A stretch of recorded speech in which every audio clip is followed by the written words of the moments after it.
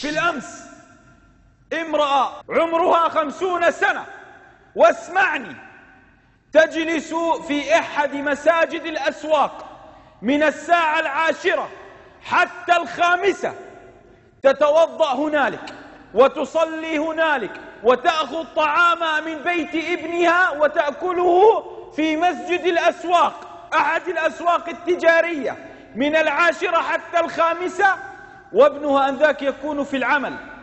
تعلم لماذا؟ خشية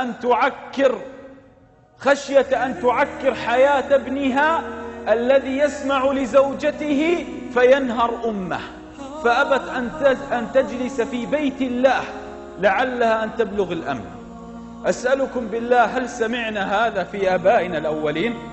ولكننا أمة للأسف نحسن إلى أبنائنا ولا نحسن لأمهاتنا في زمن انتشر به العقوق. ومن أشراط الساعة أن لا يحسن الابن لأبيه وأمه ويدني أصحابه ويبعد أباه وأمه.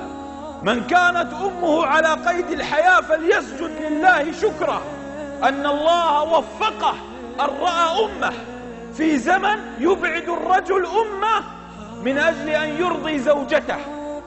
لهذا تحسن إليك وأنت صغير وتزيل عنك الأذى، فلما تكبر جل فرحتها أن تراك وأنت زوجا، وأعظم من هذا أن ترى ذريتك، ثم بعد ذلك تكافئها بأن تسكن بعيدا عنها حتى لا تعكر صفو حياتك مع زوجتك. أهكذا تكرم الأم عباد الله؟